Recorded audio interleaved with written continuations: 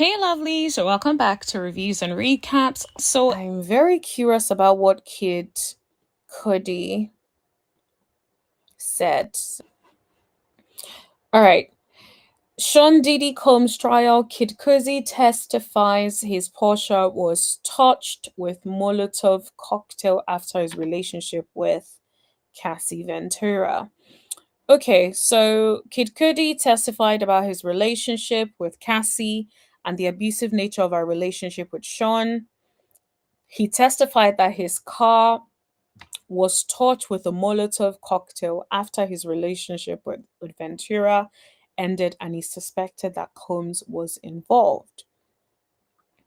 Earlier in the day, Combs' former assistant, George Kaplan, returned to the witness stand describing the demanding job of being Combs' bagman and cleaning up liquor bottles and baby oil from hotel rooms.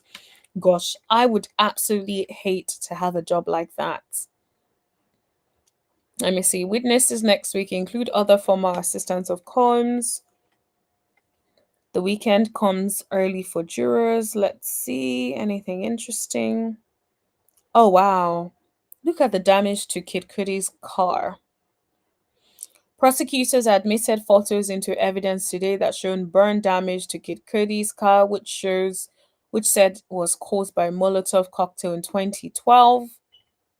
Wow. Look at the seats. Look at the seats. That is bad. That is bad, bad, bad. Oh my gosh. Someone could have gotten seriously hurt. That is terrible. And people still think this man is innocent? Okay. Mm-mm-mm. I definitely do not think he's innocent. Mm-mm.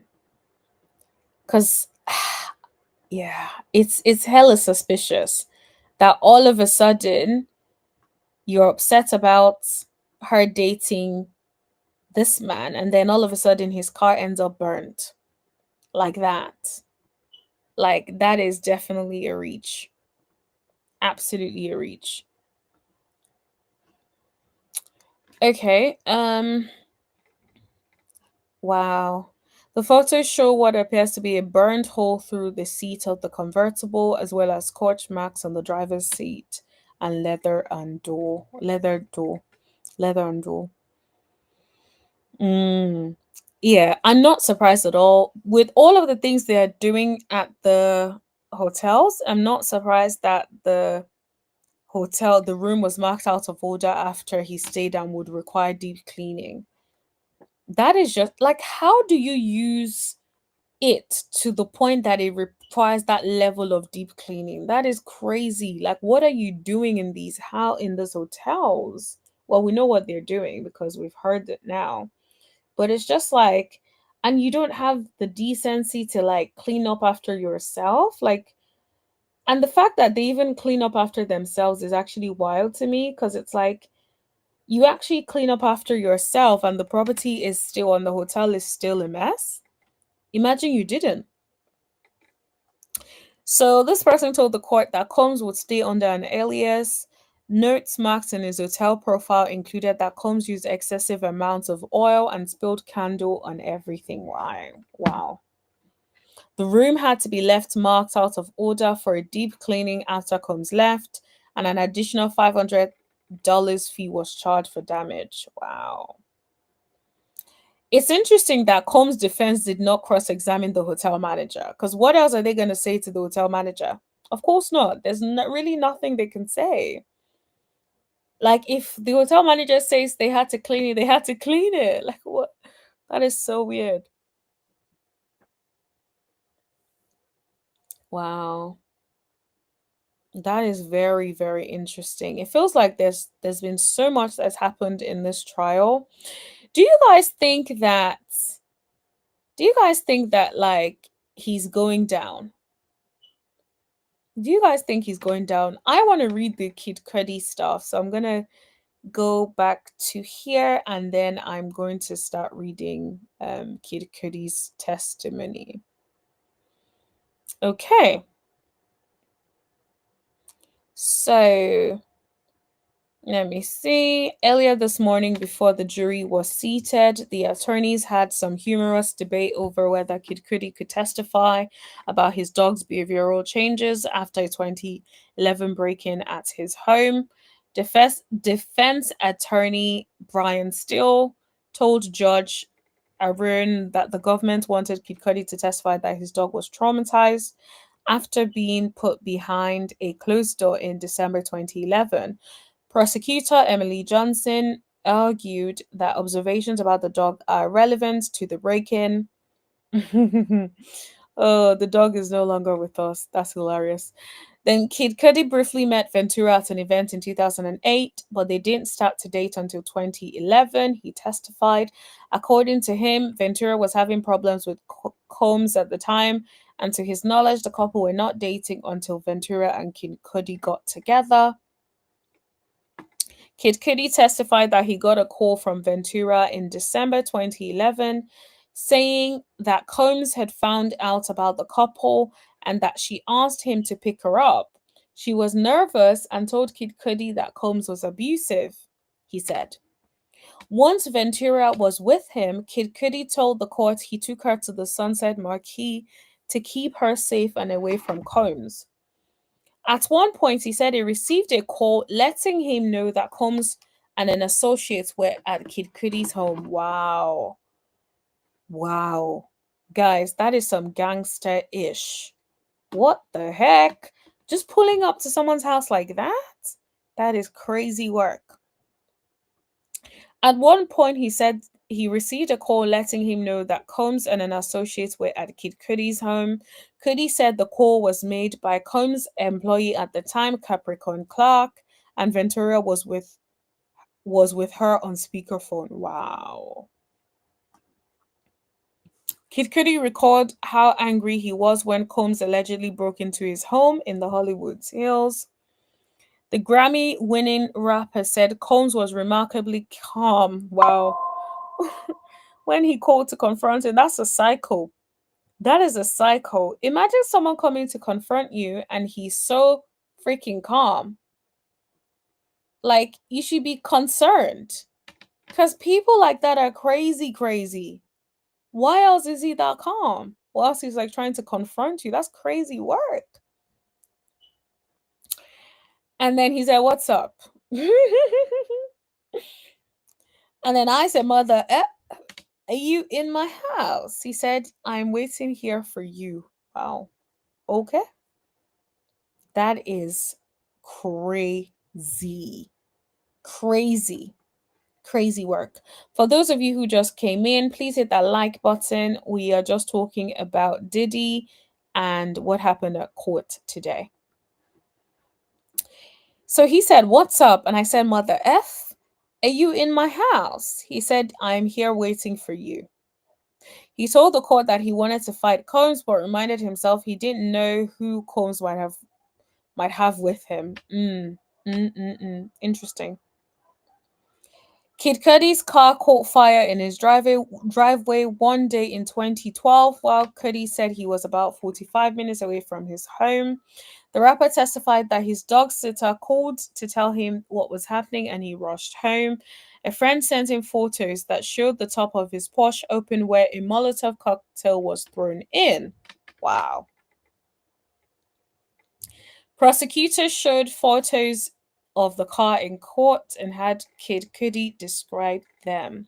Cassie testified that Combs threatened her and Kid Cudi, saying that Combs wanted to set fire to Kid Cudi's car in the main driveway. Wow. And he did, allegedly.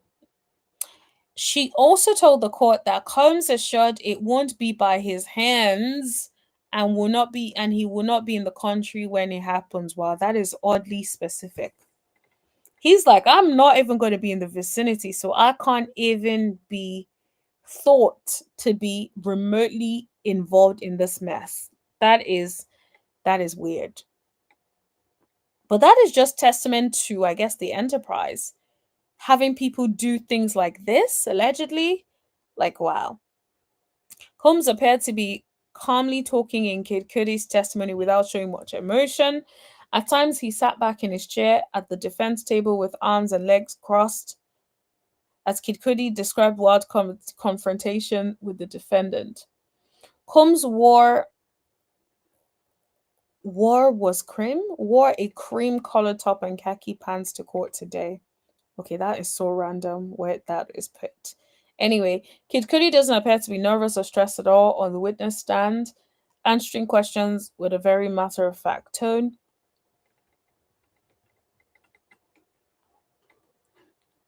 Rapper seems comfortable and speaking in a conversational manner as he relays his past interaction with Combs. Okay.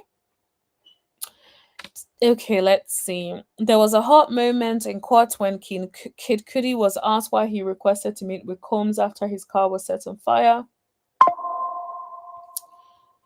Ooh, that is interesting. He said he reached out because he knew Combs was involved with the fire. Wow. Wow. That is very interesting. That is like he's like, I knew he did it. And so that's why I wanted to meet with him. Combs' defense objected to Kid Cudi's speculation and his answer was struck from the record. Oh no, I would have loved that his answer is still there. Oh, well, fair enough. I guess it's speculation.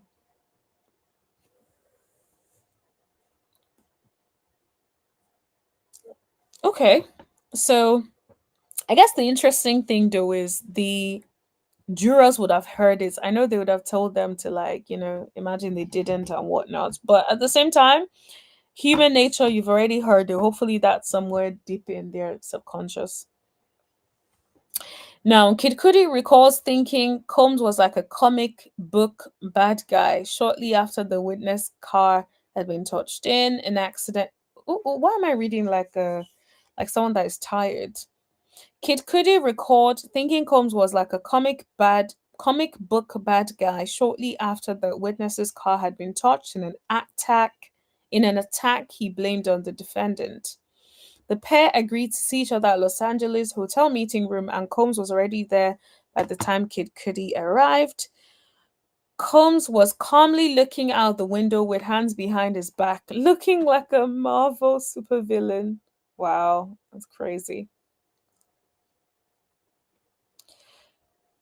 Combs' calmness during their meeting after the car fire was off putting. Imagine you know that someone blew up your car and they're sitting in front of you, calm as a cucumber. Wouldn't you be like, what is going on? This is a weirdo. This is a crazy person. I would feel like, yo, I need to stay away from this person because this person is a nutter. They don't even they're not showing any emotion. They're just like, yeah, it's like nothing happened. Those are the people you have to be concerned and stay away from. Guys, hit that like button, please. Hit that like button. I will wait. Hit that like button. Hit that subscribe button if you haven't already. Okay. At the end of the meeting, he said he shook hands with Combs and asked Combs what they were going to do about his car. Wow. Wow. That is crazy. He is bold though, because it's like if you know someone blew up your car, and then you're now saying to them, like, what are you gonna do about my car? That's actually something a confident person would. Combs told Kid Cudi that he didn't have any idea what he was talking about. Combs then asked if they were cool. Wow. Kid Cudi told the court, but Cudi responded that Combs burned his car. A few years after the meeting, Cudi testified Combs gave him a general apology for the past. Wow. So that's him basically admitting that he did that. But interestingly enough, I hope you guys notice, he did not say Combs gave him an apology for burning his car. He said he gave him a general apology. So even in that, Combs was very careful to not try to implicate himself by formally saying, "No, I'm sorry for burning your car." He's just like, "Oh, I'm sorry for anything that's happened in the past." Probably something like that. It's a very, very general apology. And then it's like, it was the last thing he expected to hear from Combs, Kid Cudi said. The US District Judge Aaron appeared to shut down defense efforts to get into deeply private details of Ventura and Kid Cudi's relationship. I agree. I think there's no need. When Combs' attorney Brian Still, on cross examination, asked Kid Cudi if he and Ventura ever had consensual sexual relations, the government objected and both sides met the judge for a sidebar away from the jurors' ears. When that meeting broke up, Still went on to another line of questioning. Exactly. I feel like defense are trying to make it seem like Cassie Ventura is a whore and she's out here sleeping with anybody who wants to sleep with her. I feel like that is the angle they want to play it at. It's almost like it's easy for you to play the angle where you're like, oh yeah, you're out here sleeping with everybody. So that they can almost try to make it seem that her relationship with the SMEX workers were consensual. You guys know what I'm talking about. I don't want to say the word. The SMEX workers were consensual. And because why else are you asking if he and Cassie smashed? What does that have to do with anything? If it is not to try to make it seem like she's a slag who is out here smashing any and everybody. Defense attorney Brian asked Kid Cudi about the meeting he had with Combs, characterizing it as about a relationship where both men were played. Cudi agreed with Still and responded true when Still asked if the person who played both men was Cassie. Still also asked Kid Cudi if Cassie was living two different lives, to which the rapper responded that she was. I feel like, Kid, I'm not being funny, but how do you know she was living two different lives? That's what I want to know. Because it's like, you can't be saying things like, oh yeah, true, to the fact that Cassie was out here playing you guys. How do you know she played you? How? That is so weird.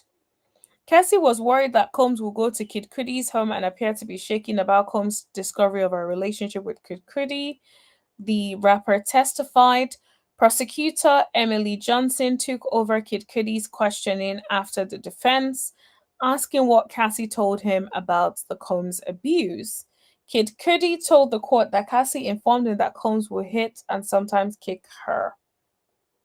I guess that is consistent. Kid Cudi said he and Cassie needed to stop seeing each other due to the blowback of events that seemed to unfold. The drama was too out of hand to give her some space. The witness said of them pumping the brakes on any possible relationship. Wow. Okay. All right. And that's Kid Cudi leaving after his testimony was done. Exactly. Now this is fantastic because this is exactly what I would have done if I was a judge. Away from the ears of the jurors, Judge Submarine chastised the defense for asking Kid Cudi about any sex he might have had with Cassie Ventura. Assistant U.S. Attorney called defense lawyers' line of questioning outrageous and said, "We're shocked that the defense spoke about sexual activity with this witness." The judge agreed and said the line was clear and crossed. Mr. Steele, you knew the rule and you did it anyway. Is it going to happen again? He says no. I hope you guys know that sometimes lawyers do this, right? They know that a particular line of questioning is not the way to go, but they also know that human nature, right? All they're trying to do is put doubt. Because bear in mind, right? Prosecution has to prove their case beyond any reasonable doubt, right? So what they have to do as the defense is to put doubts in the minds of the jurors. And so that's why they want to try to paint Cassie to be a slag because they're like, okay, that could put doubt in the mind of the jurors as to whether or not Cassie is truly a victim in this situation. If it puts doubt in the minds of the jurors, then maybe that also reduces the impact and the likelihood of them finding Diddy guilty.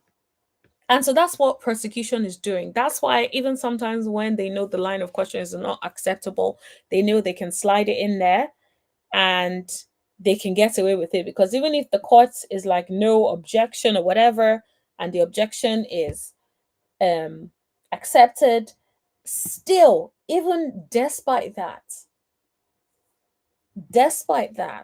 it is still something that the jurors have heard. Even if you tell them to scratch it off the record, this is the minds of people we're talking about. They're still going to remember these things.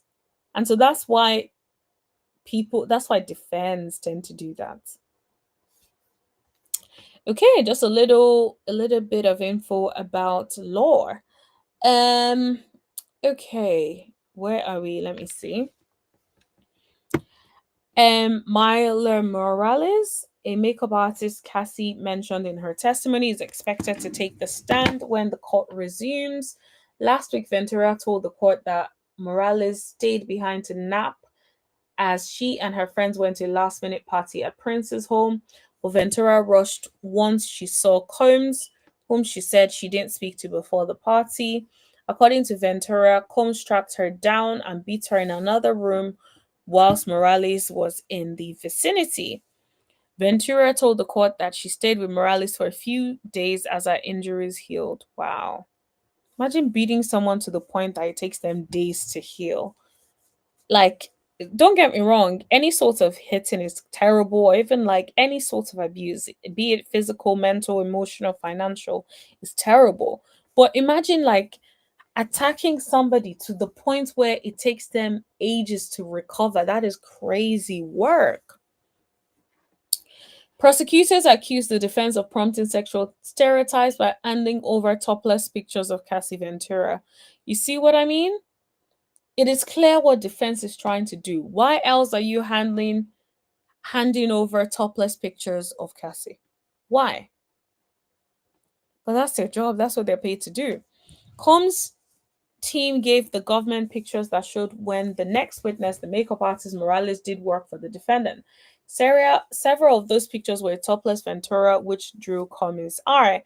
We don't want the suggestion of sexual stereotypes that if she dressed like this for photo shoots and in public, it's more likely she consented to sexual activity. Judge also questioned whether any of the topless pictures were relevant, and defense lawyer responded, it shows that she had a full and blossoming career. You see what's funny? It's not funny, but it's funny because I find these legal things funny, right? I feel like they know exactly what they're doing, but this lawyer is being cheeky. Imagine the judge is actually asking you, should we use top why should any of these topless photos be relevant? And you're like, yeah, just to show she had a really full career.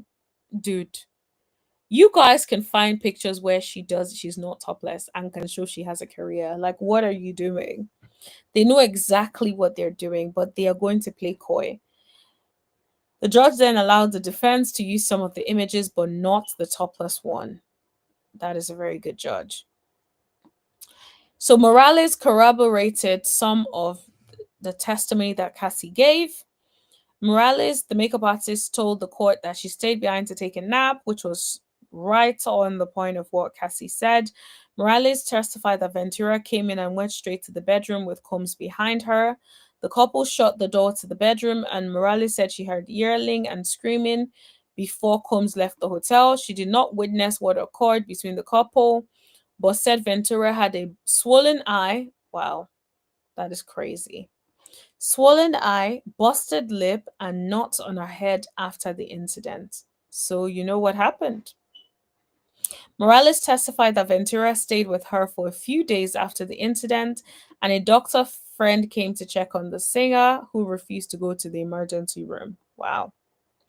The incident left Morales in fear of her life. Wow. Wow. It's given everybody was scared of Didi allegedly. It's like, because why else? It's like she was scared for her life, so she didn't call the police. Then her and Ventura saw each other a few times after the night, but never acknowledged the night. Wow. It's like you guys know, but you just have to look at each other and say absolutely nothing. because you know the kind of person that this man is. Morales, under cross examination, confirmed that she's done a handful of interviews in recent months as misconduct allegations against Combs surfaced. She acknowledged speaking on the record to well known media figures such as Don Lemon and Piers Morgan in 2024 and participating in some documentaries in about Combs. I wonder what documentary it is. Maybe it's the one that 50 Cent was working on. The defense sought to paint Morales as an attention seeker, but the effort seemed to fall flat. Oh, that's fantastic. Okay. And then I think we've read the other one. Let's see. The weekend comes early for the jurors. HSI agent Croft, who specializes in computer forensics, left the witness stand and drew a close on testimony for the week. Okay. Court will not be in session tomorrow. I bet the people that have been going to court are happy they don't have court tomorrow. Everybody can finally rest. And Monday for the federal observance of Memorial Day. Okay. When Croft left the witness stand and it was said that there will be no more testimony, Judge Arun jokingly asked jurors if they had any objections. He has such a nice personality, the judge. After a bit of laughter in the courtroom, Subramanian, Subramanian told jurors to go for a bike ride or watch the Knicks playoff game this weekend. Oh, how cute. So, witnesses next week include other former assistants of Combs, members of LAPD, LAFD. Okay, so they'll take the stand next week. That should be interesting. That should be very interesting. Well, there you have it. That is all the updates on Diddy as well. Um, I do wonder. I feel like their defense has been doing really well, but also it seems prosecution are also bringing it, and some of the witnesses are better than others. So I would definitely be very interested to see how things pan out with Diddy. But so far, at least, it's looking like the testimony of Kid is generally okay. The only thing I would say is the the bit that seems to be a little bit weird is when he tries to say that Cassie also played both of them. I don't really think that that was the best way. I feel like he shouldn't have said that. But I would say, like, nobody's a perfect witness, so I'm hoping that everything else that he has said is strong enough. But yeah, it has been really nice hanging with you guys. It's almost past my bedtime, so I need to go to bed. But thank you guys for hanging with me. Please hit that like button, hit that subscribe button, hit that share button if you haven't already. And also let me know in the comment section below if you guys are watching this on replay, what you guys think. Thank you so much for your time. And I will see you guys very soon. Take care. Good night.